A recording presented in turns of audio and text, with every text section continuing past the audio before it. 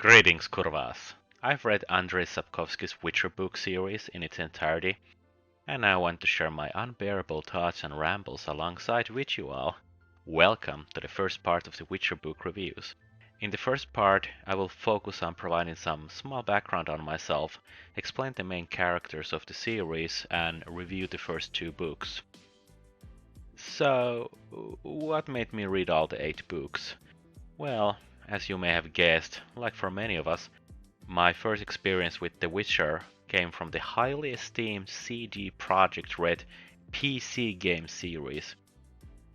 It was love at the first sight, and I became curious about the world of The Witcher and wanted to dig deeper into the lore.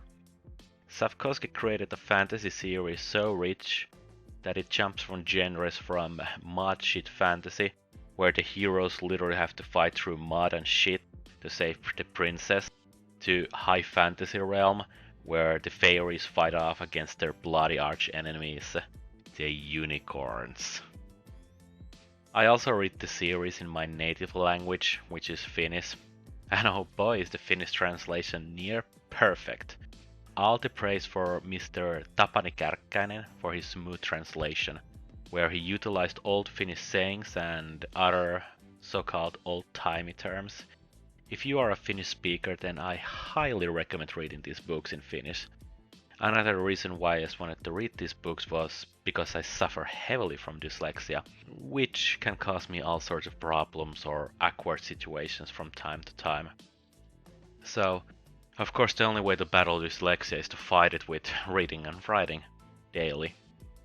Reading fantasy books, it's always fun to learn new names, meanings of translations of monsters. Did you know wyvern in Finnish is traaki? Sounds a lot like Drake, doesn't it? But not a single fantasy nerd will agree that a drake or a wyvern are the same thing, right? I also loved how cockatrices were translated as something like chicken lizards in Finnish, while the ghastly noon raids were translated as crying widows. Another reason why I appreciate the book series is that for not a single Finnish or English speaking person is this book some sort of a childhood gem. The Finnish translation only came about 10 years ago, and from what I've understood, the last feature book was only written in 2013 and was translated internationally around 2015, so no one is reviewing these books out of some childhood nostalgia filter. Geralt of Rivia is a witcher by profession. Witchers are mutant humans created by witches and wizards to battle against mankind's foes. Trolls living under bridges, dragons or foul beasts created from incestuous love. Knights or peasants are sometimes too cowardly to face a dragon, even at the risk of decapitation from the king. So that's what the witchers were made for, to do the shit jobs. Due to the extreme conditions of his profession, Geralt has developed a worldview that is highly chaotic but still wrapped around laws and jurisdictions. The Witcher Guild guides him, and he is capable of picking up a variety of different gigs.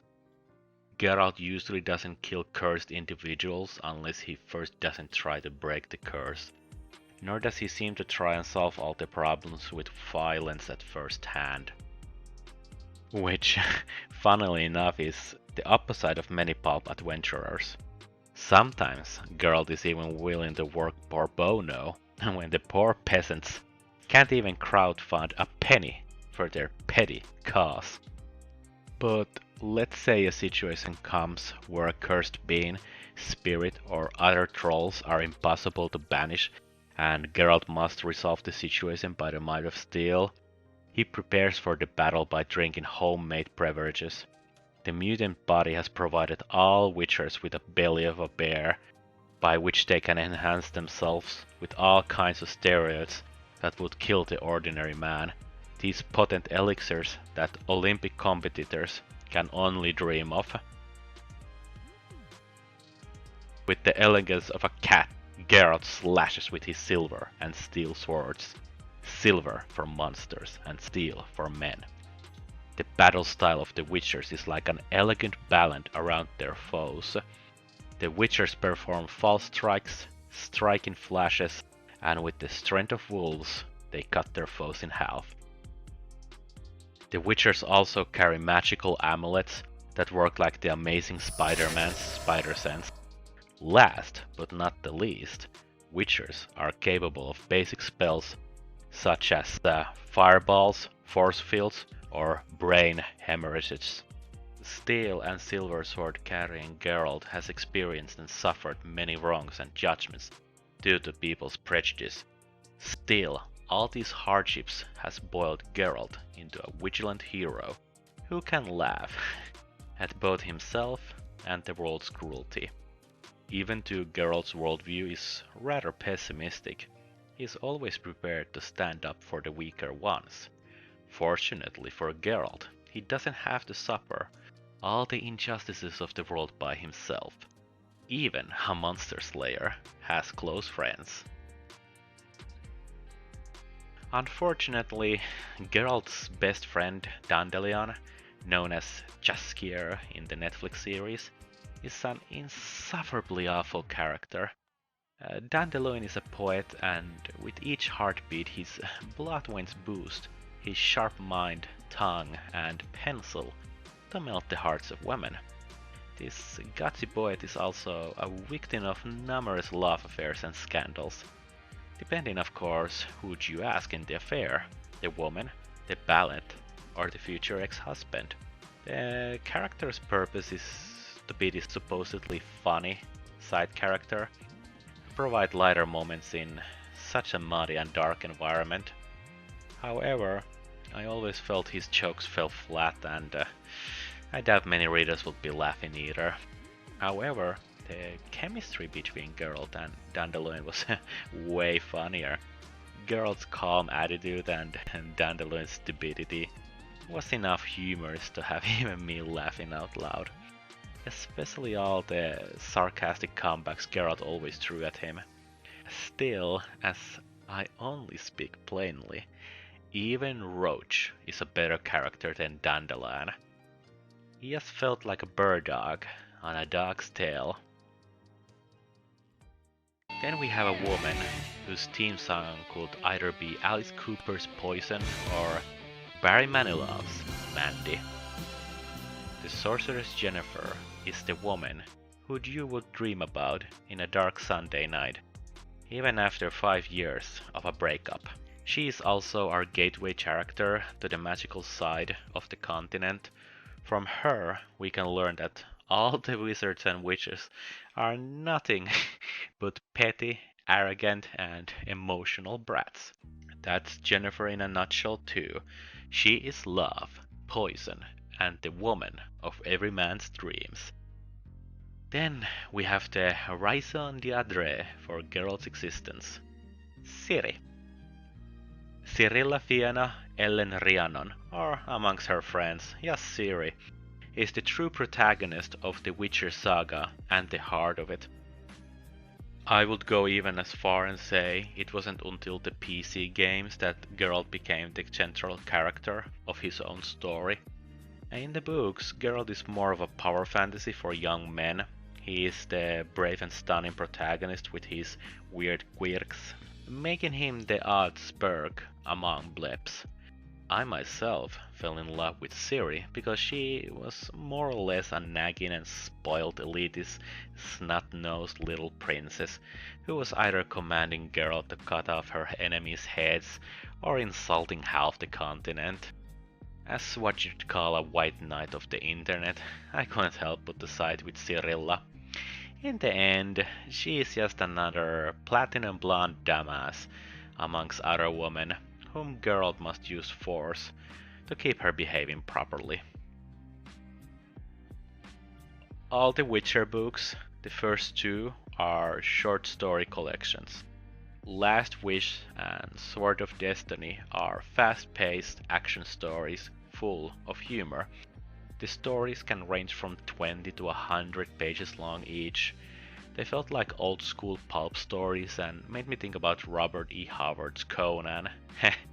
Actually, in the books, Geralt wears a leather headband.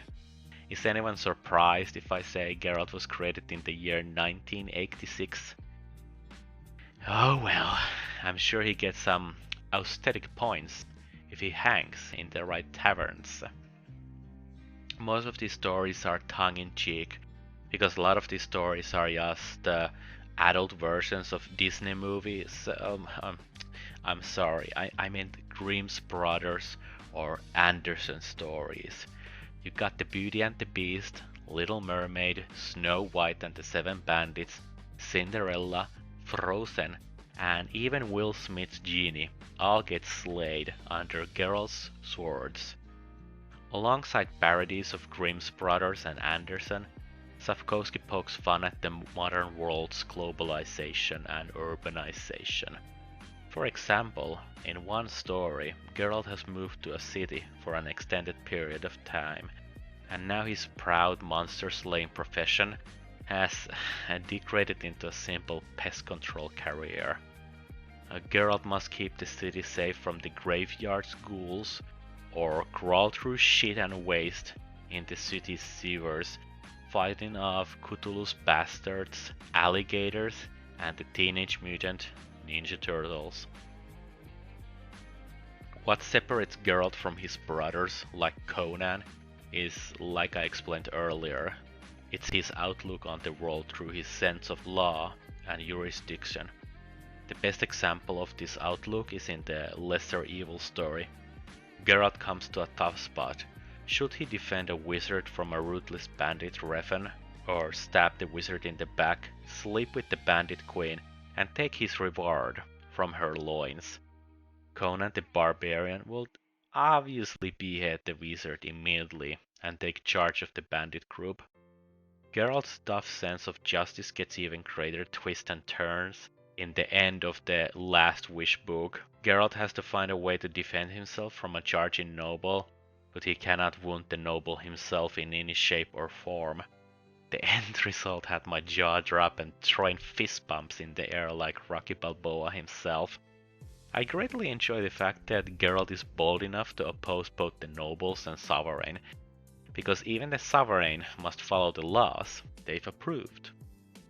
Back in the days of old, Witchers just followed orders without question and slew all the Kikimores, werewolves, dragons, and taxpayers. My favorite story from the short stories was easily Martin Sconceres' The Wolf of Novengrad, in which Sapkowski has a lot of fun regarding globalization's gifts on the economic and cultural degeneration, currency manipulations, customs trolling, banning of raw materials, or the economic chaos monopolies and oligarchs bring forward, which affects both the urban merchants as it does for the suburban peasants. The story just got me teary as it made me remember my good old World of Warcraft auction house arbitrage days. The chapter was full of basic level economics jokes that both the macroeconomics or turbo crypto autists can enjoy. One of the funniest elements of the story is that Sapkowski's hobbits, also known as halflings, are not your typical farmside conservatives who can enjoy a good pipe to go along with that stout brew. No, these hobbits are ruthless stock sharks and merchants. I mean, that's absolutely fucking genius. I'm sure some of us have played a dwarf or a gnome in an RPG, but a hobbit stockbroker is just next level genius. From a PC gamer perspective, one of my favorite aspects was connecting the dots between what I already knew from the games and seeing the roots of these plotlines become seeded in the books. It was such a dopamine rush to read about Ciri's parents and realize in that moment this was the beginning of Ciri's and Geralt's journey. Geralt's relationship to Ciri's father gives you whole new twists and meanings that the games didn't provide. The books, however, don't go as in depth on the problem and benefits of institutional religions. Sure, the book has plenty of case examples of the supernatural, mythical beings or falsehood spawned from the cowardly farmers, but the books really don't go deep into religious subjects, whereas the games present the Order of the Flaming Rose. Instead, the books put heavy emphasis on fatalism, in other words, destiny. We all know our miserable lives revolve around paying taxes as it does for wasting our time on YouTube.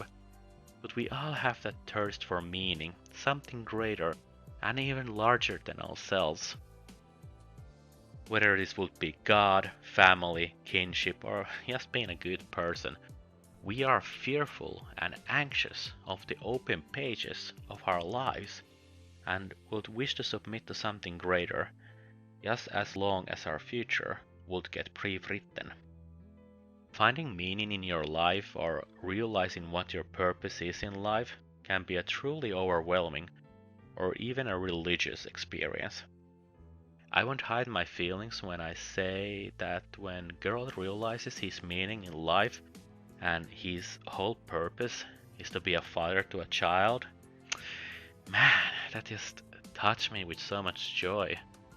The main theme of the series could be compared to the Book of Pi, a story of a tragic youth, told in a fantastical way, because we, the people, want to believe the story is magical, just like we want to believe in God, even though it can feel so alien or unrealistic in our modern world.